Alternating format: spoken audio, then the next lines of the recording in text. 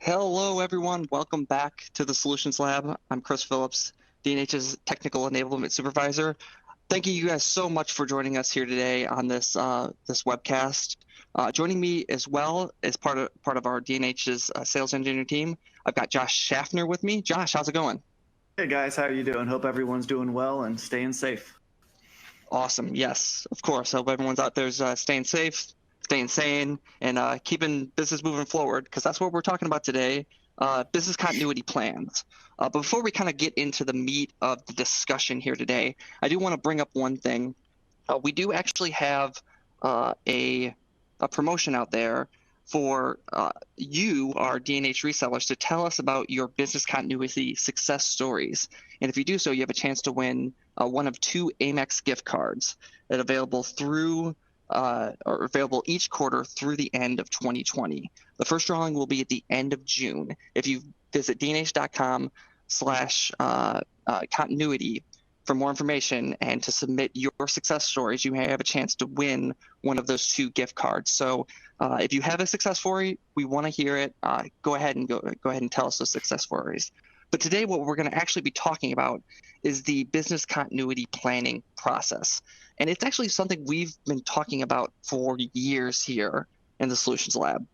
I can think back to as far as 7 years ago, where we did a disaster recovery webcast, where we kind of went through scenarios in which a business could have a major disaster and what steps would need to be taken to recover from that disaster.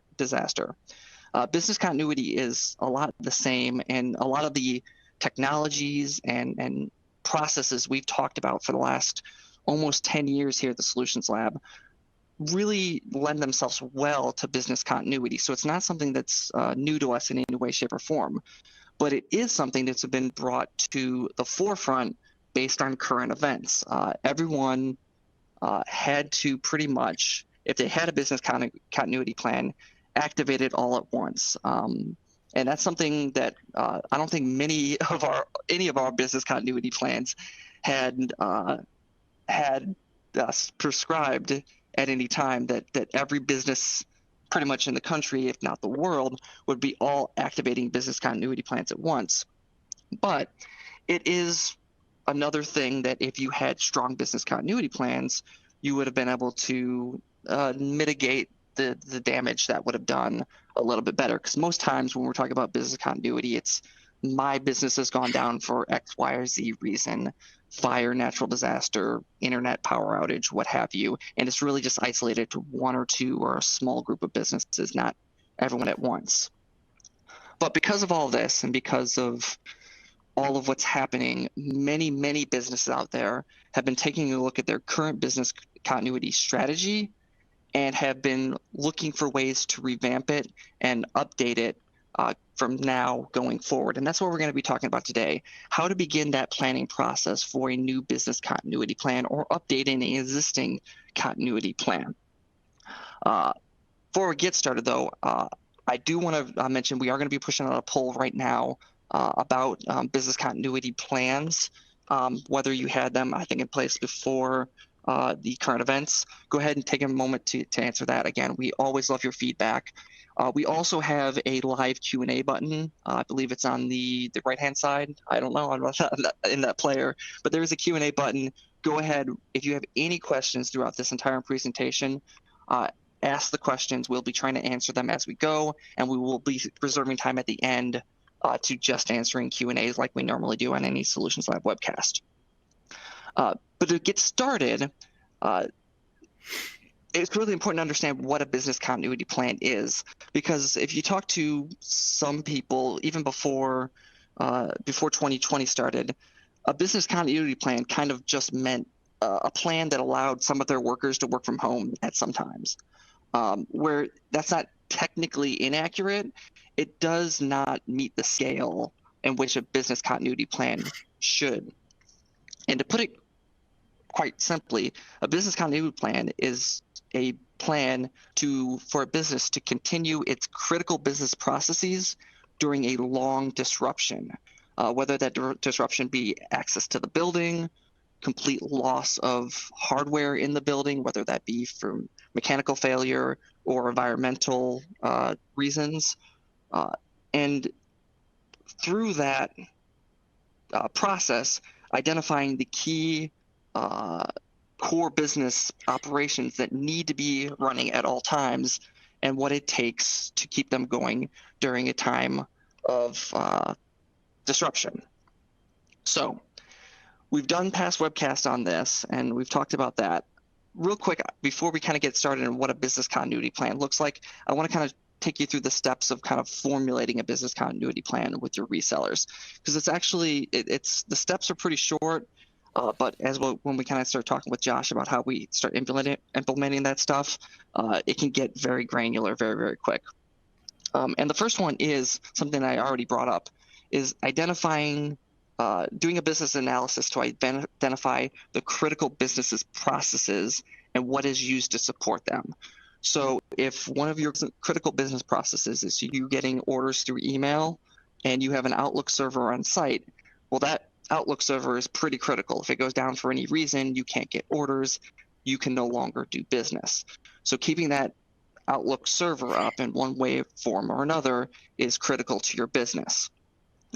Having your workers be able to access those emails is also critical as well. So if all your customers have desktop computers and no laptops and they can't get access to the building, they might not be able to get access their Outlook if they don't have some kind of web portal to do so. So identifying all those critical business processes that you need, and from a personnel and a hardware side, figure out what you need to operate them is kind of the first major step in business continuity. And Josh is going to be able to kind of show us a little bit of how that works in a couple minutes. Next is identifying the threats that could take place that would cause you to activate a business continuity plan. Obviously, I don't think very many people were thinking about a global pandemic as a threat that would cause all of us to activate our business continuity plans, but it is something that happened. And those who had very strong business continuity plans, even though it wasn't a threat they maybe identified, they were still able to identify it as a threat that prevented them from getting into their offices for a long period of time. So those threats are different, whether you're in a location where flooding might be an issue, or you're in a location where earthquakes might be an issue, or you may be in a location that has routinely has lockdowns, so you can't travel, or travel restrictions. So really sitting down with the business and kind of formulating, hey, all of these are threats to our business's core features, our core processes. Being very honest about that is going to be one of the next key steps in kind of helping to form that business continuity plan. The next thing to talk about is creating a plan to maintain those processes when these threats are actually occurring. And that's when things like the past D&H webcasts that I've talked about, where we've shown you kind of hybrid situations where you have on-prem servers that could be spun up in the cloud. That's kind of the next step, is being able to identify those core processes and be able to say, okay, if I've got an Outlook server that is critical to my business, what happens if I pull the plug on it? What happens to the emails at that point? Can it be spun up in the cloud so you can kind of easily kind of get back on your feet with a minimal outage? Going through those processes one at a time and taking each one of the scenarios and kind of putting them together and figuring out what the problem is going to be and how to solve it is one of the kind of the keys to having a successful business continuity plan. And again, once we kind of get into the discussion of the granular a little bit of it with Josh in a couple of minutes to kind of make a little bit more sense of that.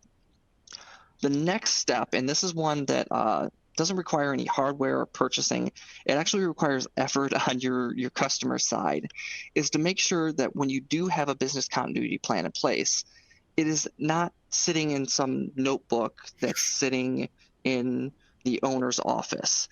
It has to be sitting in the minds of a group of employees at the business. So you have to have a business continuity task force to help you activate those business continuity plans when a disruption occurs. And those plans can't be on a piece of paper. They have to be ingrained in the minds of those people that are on that task force. Because let's say you weren't able to get access to your office before the current events kind of locked down the travels, and your business continuity plan was in there.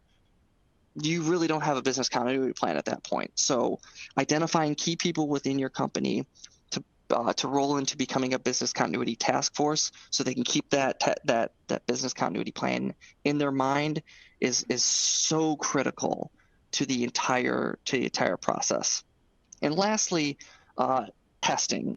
Once you've kind of got that in place, you've gotten the hardware in place, you do need to test your business continuity plan on a regular basis. I can speak personally from D&H's point of view, where we were able to actually inadvertently did a business continuity test in October of 2019 when we moved our corporate location. We moved from one building.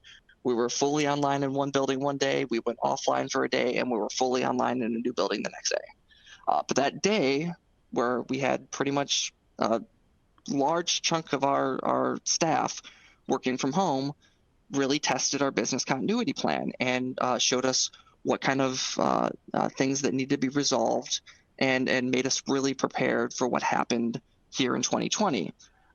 So if you create a business continuity plan, it is important to plan a day where you can go, all right, if our business continuity plan includes what happens if we lose internet to the building for the entire day, it might not be a bad idea to plan a day where you're pulling internet from the building for the entire day and trying to continue business as usual, whether you have a failover that's cellular, or you just have a failover where everyone can start working remotely, and then you can spin up the servers that you have on site in the cloud.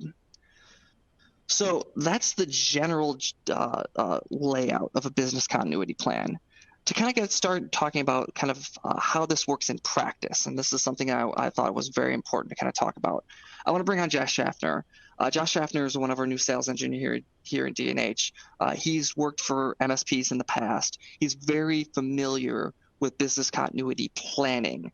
And for this webcast, we kind of created a fictional law firm that had a business continuity plan in place but was looking to update. So as part of this, we did kind of a business continuity, a business assessment, that first step that we talked about.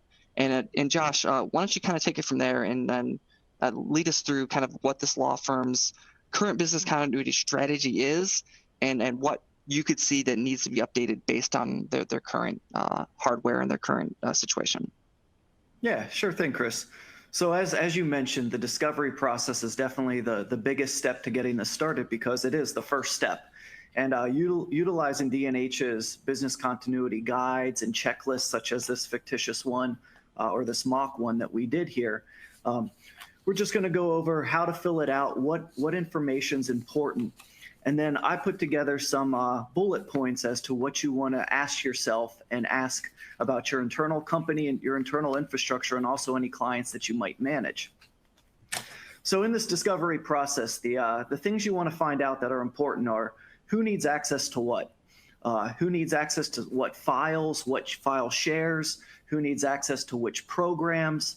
And then once you figure that out, you need to figure out how they're going to access that remotely. Some of the other things you want to take into consideration are, can your corporate network that the remote users are going to be remoting into, and also the home environment or whatever remote environment your employees may be working from, can their networks handle the workload that's going to be going on there? And that includes licensing as well. Josh, real quick, yeah. I want to make a note that we did put actually this kind of this mock.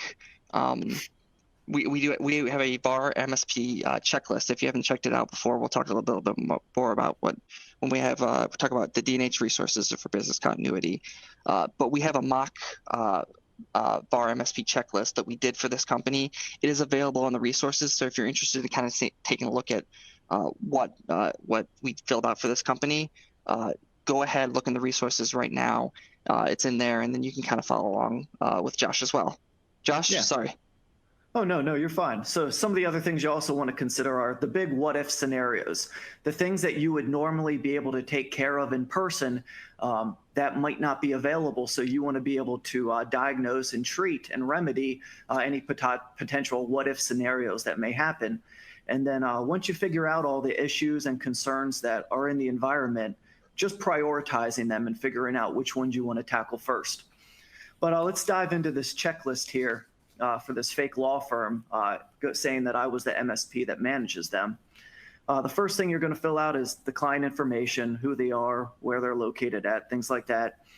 Moving along, it's the essential business applications. In this case, their primary business app is QuickBooks, and it's actually an on-premise version of that. They use Windows Server for backups, some other applications, day-to-day tools, Office 365 for email, Skype for business, for instant messaging.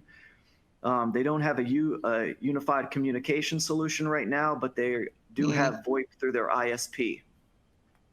They are a Microsoft house. Infrastructure-wise, they have a physical host with 4 virtual machines, an app server, a SQL server, 2 domain controller file share servers. Backups run once per day. There's a removable hard drive that's rotated out every Friday and taken home with an employee for offsite backups. Power protection. That's a common one that we hear a lot. Yeah, it works, but definitely puts the heavy lifting on the IT providers' shoulders. For the firewall subscriptions, they have 5 SSL VPN licenses. They have a next generation firewall with the basic service suite, and then AV licenses on active PCs. Looks like in this scenario, there's 25 in-house users, 5 remote users, and their ISP speeds are 100 up and 100 down. So with the 5 VPN licenses, that'll cover those remote users, but definitely is not covering the in-house ones currently. As far as the VPN client goes, they have 5 licenses, and it looks like there's 10 max concurrent VPN licenses that you can have going at once. So looks like they anticipated for growth as far as remote users go, but 10 isn't going to cut it as far as making sure that those 25 in-house people, when they choose to work remotely, are going to have those licenses. So that's a big thing that people need to remember whenever they're trying to spec their firewall and whatnot, is look at how many VPN licenses that they're able to have and concurrently have open and active, because in the worst case scenarios, it's not going to be your remote users that are the ones utilizing them, but your typical staff. They do have RMM tools. All the devices are corporate issued, and IT device settings are managed through GPOs. Okay, on the so that's hardware their side, current setup, right? Right. Okay, go ahead. Hardware-wise, it looks like they're only giving employees laptops. They have 15 PCs that are there with endpoint protection. They have 10 people on site, on premise with 10 laptops, and they do have 15 spare laptops that do not have any antivirus licensing on them. And it looks like they're also not updated as well, which is a common thing when it comes to spare devices, is when you need them and you go to use them, if they've been sitting somewhere on a shelf for a couple months, maybe even a year or two, they're going to be severely out of date, may not have antivirus license, are going to be a big liability for you moving forward. But that's what in this mock list, this is what they gave us. And a lot of times we're not going to get concrete data. We're going to have to go with whatever they give us and then actually make that conversation and figure out what the rest of their needs and environment consists of. But for right now, their business continuity strategy includes they bought spare laptops for the desktop users. They have Office 365, which means as long as you have an internet connection and a web browser, you can access your email. Their firewall supports 10 concurrent VPN licenses, which they only right now use 5. They have 5 people who are working remotely, so they thought ahead and purchased a firewall that could support 10 concurrent. But as we said, that does not meet their needs if everybody needs to work remotely. And antivirus is only active on the machines that are currently in use. So that's something that when they go to use it, in a remote environment, definitely a big liability there.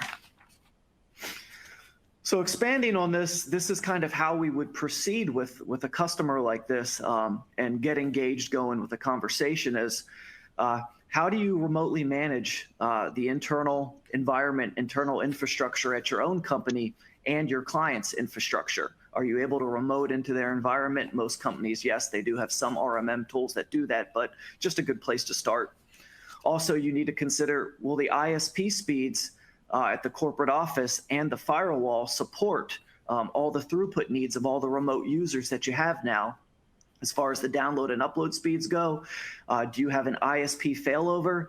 If a main branch gets, if their internet goes down and there's several remote sites that are working off that, but let's say they have a phone system that's at the main site, that means all the remote sites and any remote users, their phones aren't going to be working. So definitely good to consider what type of failover options you have as far as the ISP goes. And then, hey, Josh, of course, real quick. Yeah. Go ahead. Rodney had a great question. Typically, when we take a look at these VAR and MSP checklists, who fills them out? Is it the MSP? Is it the reseller? Or is the customer? Is it a combination? Yeah, the MSP needs to engage the client and say, hey, this is what we need to figure out from you guys. Who does what? Who needs access to what file shares and data? Who uses what applications? Are they a necessity? And go from there. But it's definitely a combination effort, because there could be several things that the IT company, the MSP, isn't aware of at their client that could be very beneficial information when trying to put together a business continuity strategy. All right. And then you need to figure out who really needs VPN access. If you're an employee that really only checks the email and works off local files, theoretically, you may not need a VPN connection.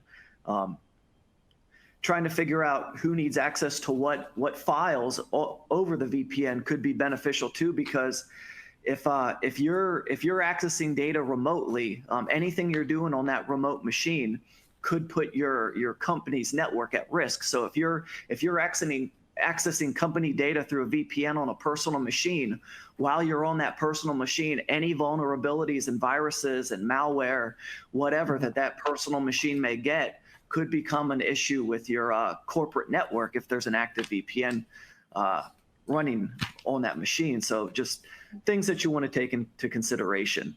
Yeah. Also, and another thing to take into consideration on that front, I know in this scenario where this company might be limiting their VPN access, but there's other scenarios where you could have a company that has limited access for people to get on VPN, let's just say 10, and then all of a sudden one day they need to spike that up to 40 or 50, making sure that their infrastructure can actually support that growth in such a small time is important to test as well, is important to note as well. So sure.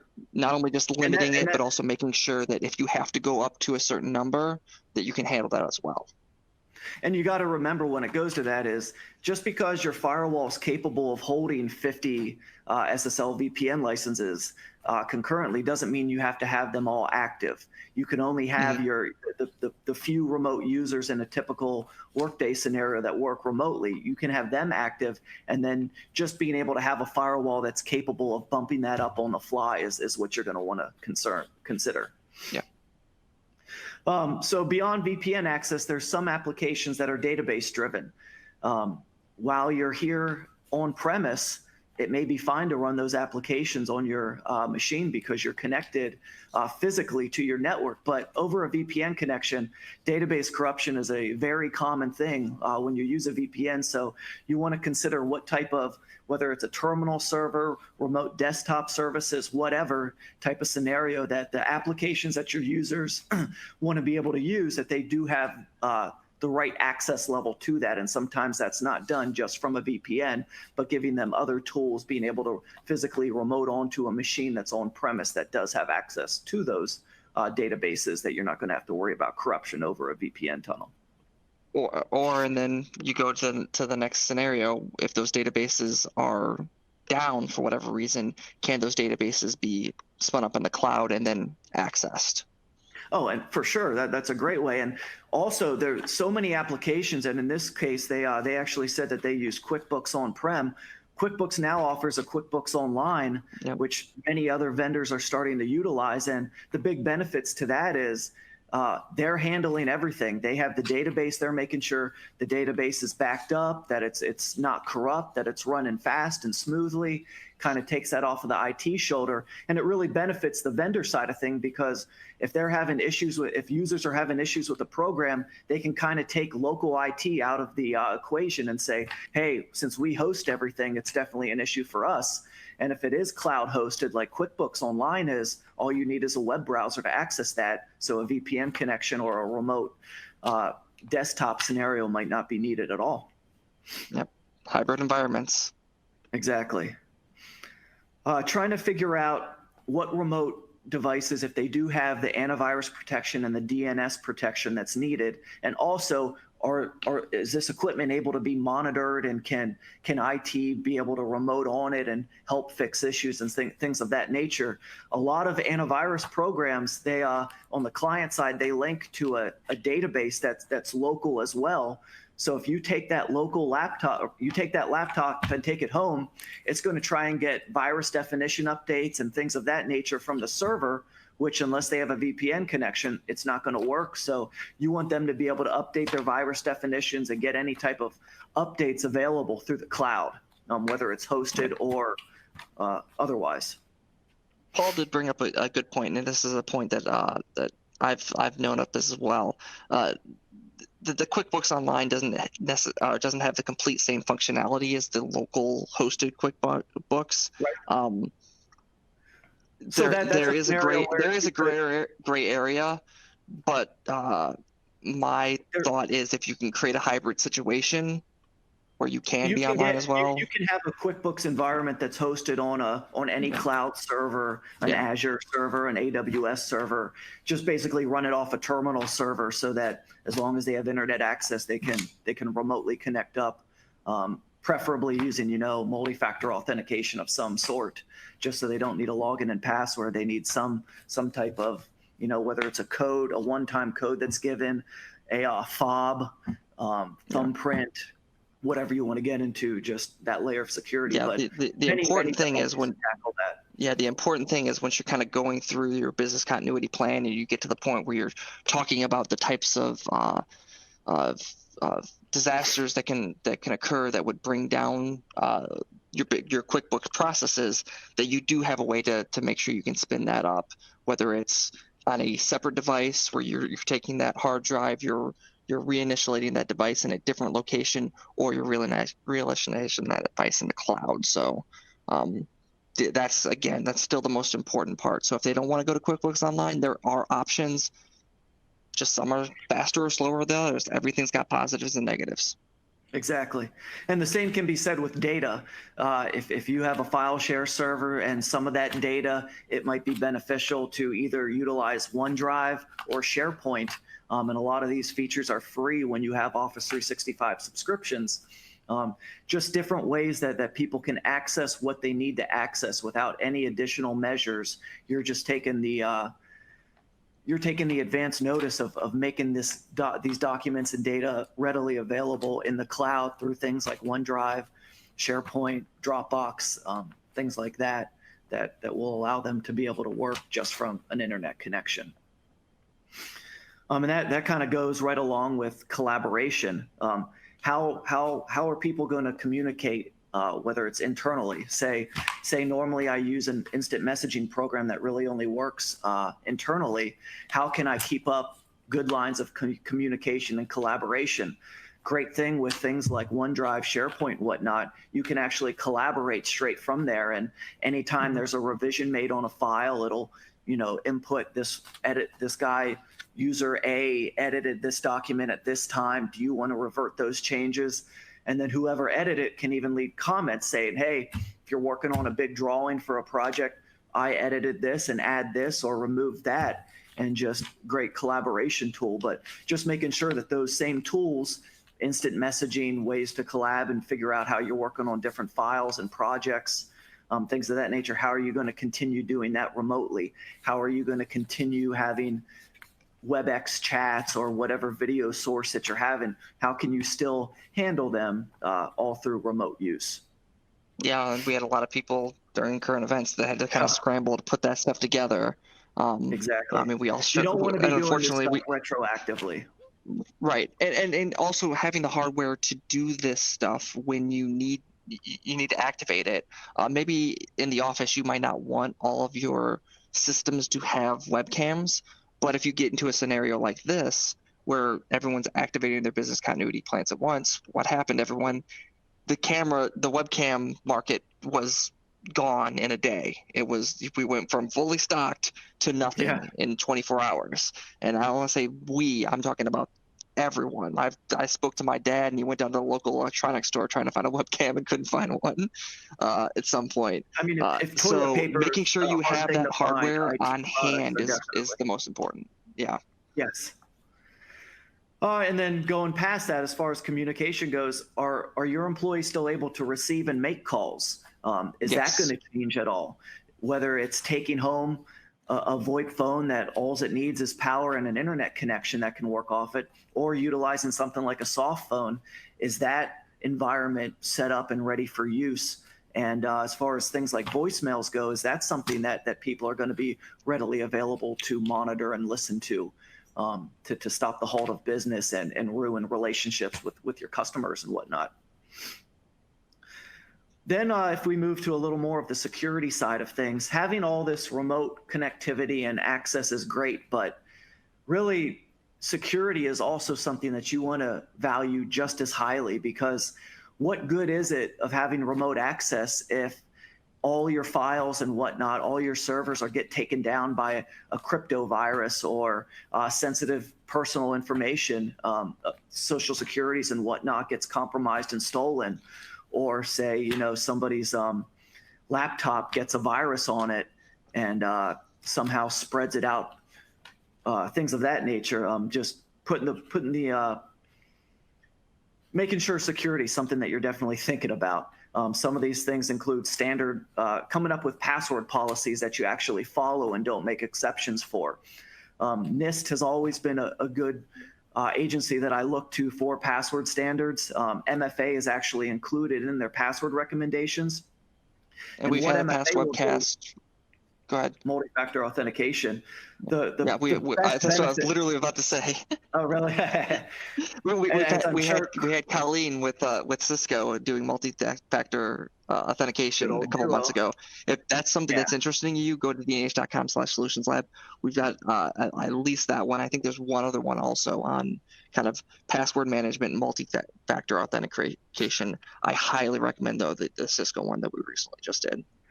With how much people are doing work at home and over the internet and whatnot, I've definitely seen on my personal side a lot of password requests of here's the Microsoft generated, this one-time code. It'll be good for the next 5 minutes.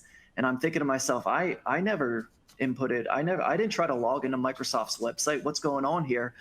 That's just another layer of protection that if through social engineering, through something else, if somebody's able to obtain your credentials, that all is not lost. Because a lot of times people are actually trying to get people higher up in a company that, God forbid, might have domain admin access. I can't tell you how many times I've had customers that I've walked into an environment where there's all the users are set up as domain admins, which means if one of those people's accounts gets compromised, somebody has the keys to the castle to not only that company's infrastructure, but if it's an MSP, they could have the keys to the castle for all the clients as well. So enabling MFA, a lot of times your customer might say, well, I don't have time to do that. I'm a busy person. I don't want to have to wait for an email or a text message to be able to log in and start working. And I always say to them, the one time that MFA protects you from being compromised, it'll pay dividends. You'll wish. And it's always those people that come back later and bite the bullet and say, you know what, I wish I would have proactively listened to you, because then we wouldn't be going through what we're going through right now. Email encryption is another thing to consider. Do you want your messages and attachments protected from possible, people getting a hold of that information? Typically, that's something that another, whether it's another vendor hosts an appliance or a virtual machine or some type of filter that can do email encryption, but just another peace of mind thing to consider. And moving right along to the email side is security awareness training. I can't say enough positive things about security awareness training. There's free ones out there. There's ones that you pay money for that do random reports and customizable reports. But no matter how much money you invest into security, the number one weakness in the environment is going to be that end user, your employees. And if they're not properly, if they're not properly trained, and to realize what's out there now, that they can get an email in a spear phishing attempt that looks like it's from their boss that's demanding that their job's lost, their job's on the line. If you don't wire this money, or if you don't send me $25, $50 Amazon gift cards in the next 30 minutes, you're fired. Mm-hmm. That bypasses a lot of, the mental security things that you have in your head. And when you're put on the spot, and somebody knows what they're doing, they can social engineer, and through spear phishing, regular phishing attempts, just always good to empower people, because when you empower somebody that's not IT savvy, you might even see an up in their job performance as well, just because they think they know what they're doing, and a lot of times can save you some downtime. And that might not seem like something that should be business continuity focused, and it should be kind of an overall thing that you're always focused on. But I mean, tell you right now, you've got employees that have been working from home for months at this point. If part of your business continuity plan doesn't include making sure that that your employees inside their head are staying vigilant for those kind of security risks, and they've got that ingrained in their mind, it is a business continuity problem at that point. So again, that same task force, that business continuity task force, also should be out there prepping their people to make sure that, hey, in a scenario where you're not in the office and I'm not reminding you on a regular basis, you have to kind of keep that in your mind. So, your people aren't becoming the security risk.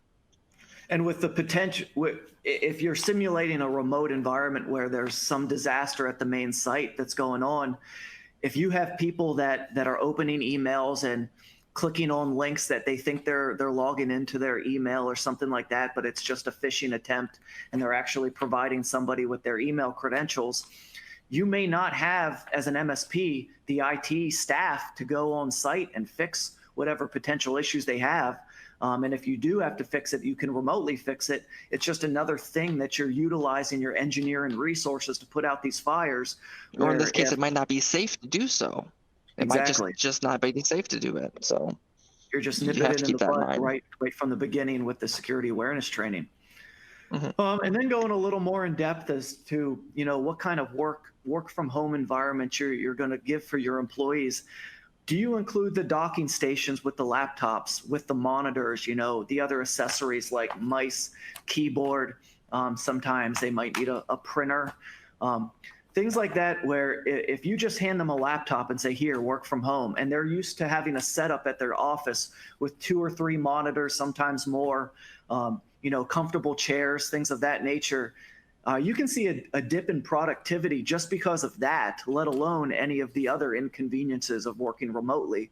So just good things to consider. And as Chris said, if there is a disaster that a lot of places are having to start working from home remotely, trying to obtain some of this stuff on the fly could be very hard and could be weeks or months until the model of docking station that you need. If you have laptops that you've let go a while and they're on their 4th or 5th year of usage, it might be kind of hard to find those docking stations nowadays. You might have to rely on things like eBay, and good luck with that.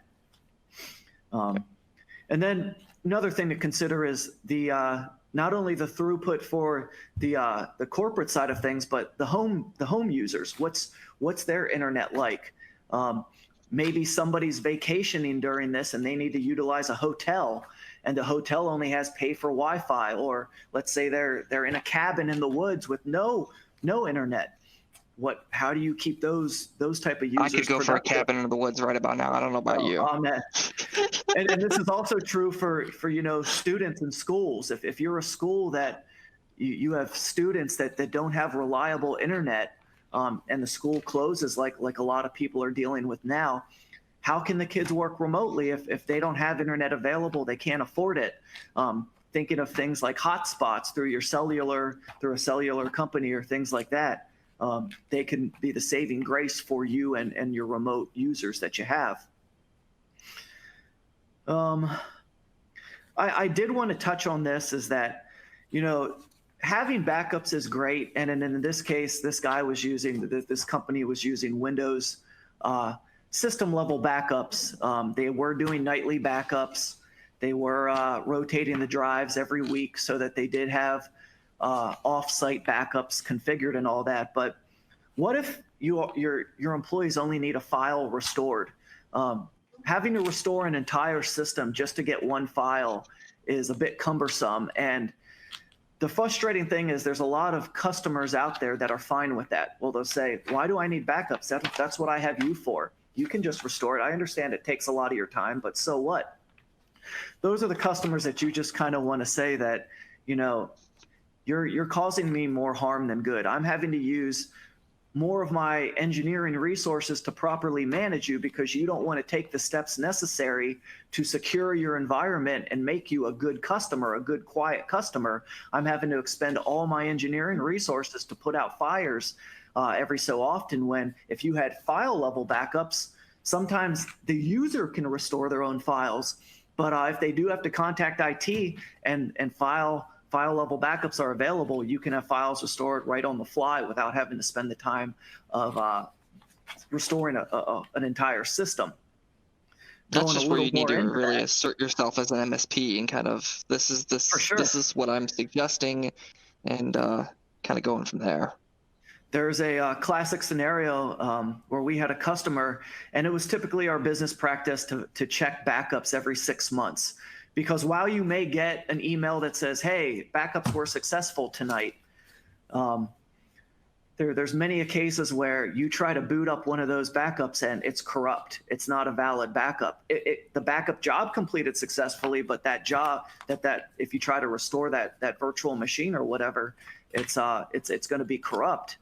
And if you only check your backups every 6 months, imagine finding out that, oh, wow, I don't have any valid backups except for 5 months ago.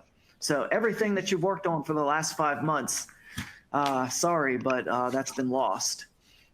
Very, very good practice to validate your backups. Some backup systems will actually boot up the snapshots of a backup and show you that, hey, this is a picture of that machine that's been spun up and it's good to go. Or it'll spin up and say that there was an error encountered, and that's where you got to go into the backups and actually see what's going on with them. But don't just believe an email that says you had successful backups. Please, please, please validate those.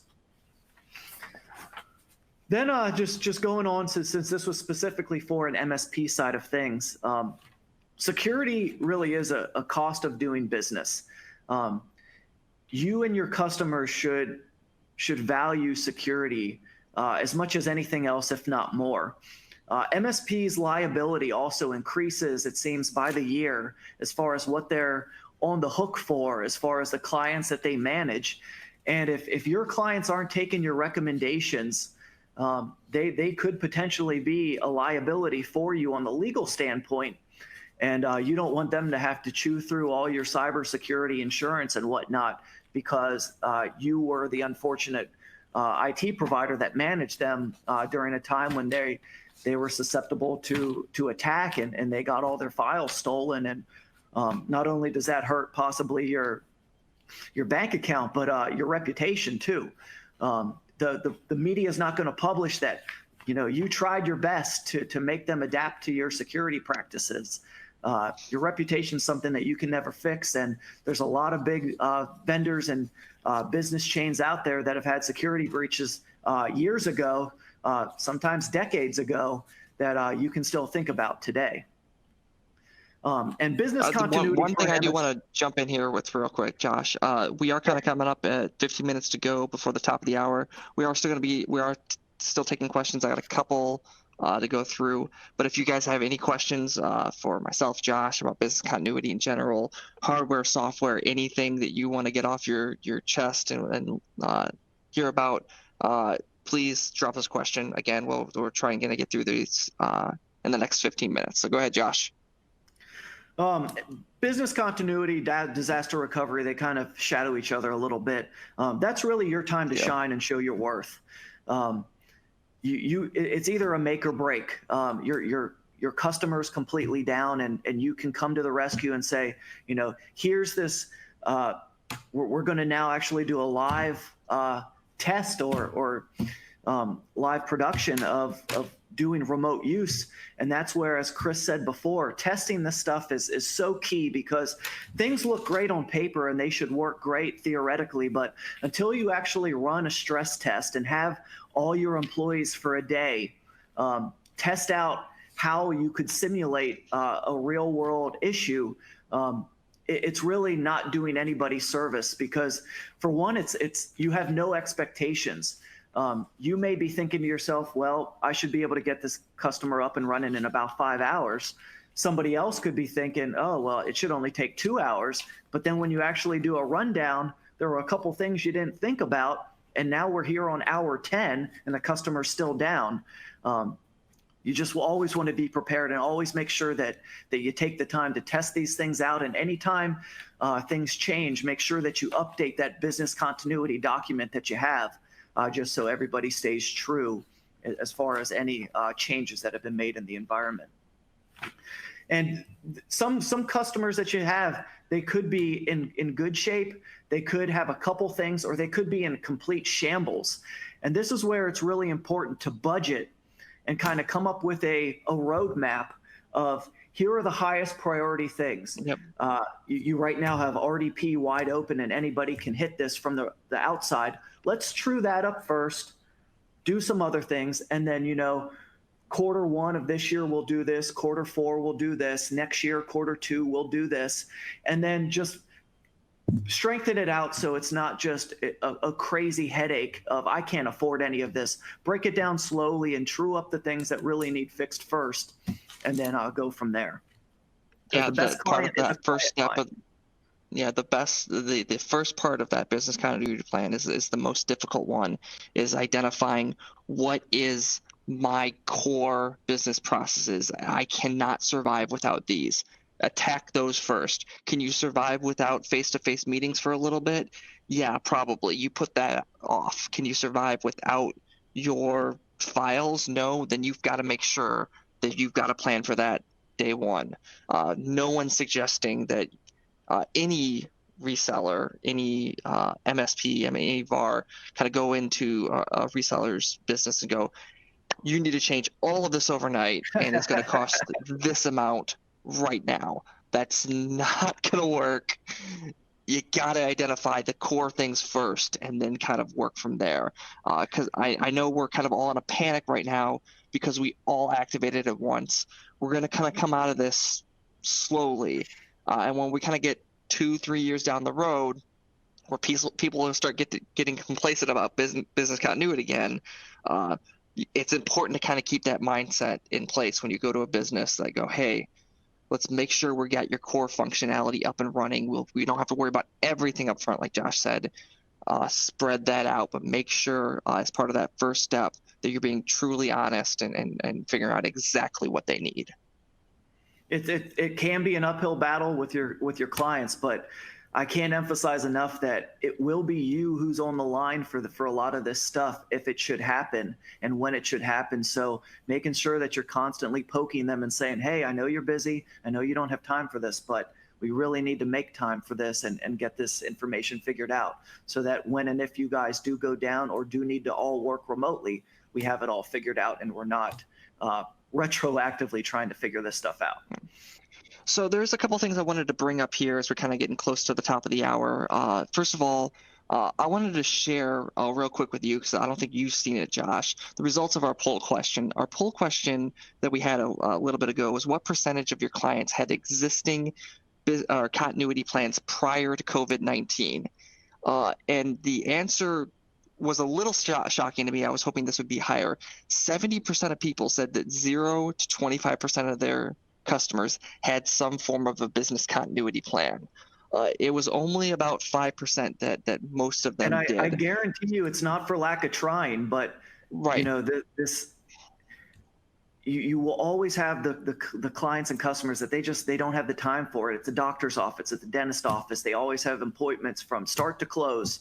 We have no time to get you this information, and that's where you got to sit somebody down and say, listen, you're becoming a liability. If you can't do this stuff, maybe it's time we start talking about, maybe we're not a good fit for each other now, or maybe, hey, if you don't follow our recommendations, maybe you sign this waiver that says, we're not responsible in the same degree that we normally would be for your infrastructure if you don't follow these guidelines.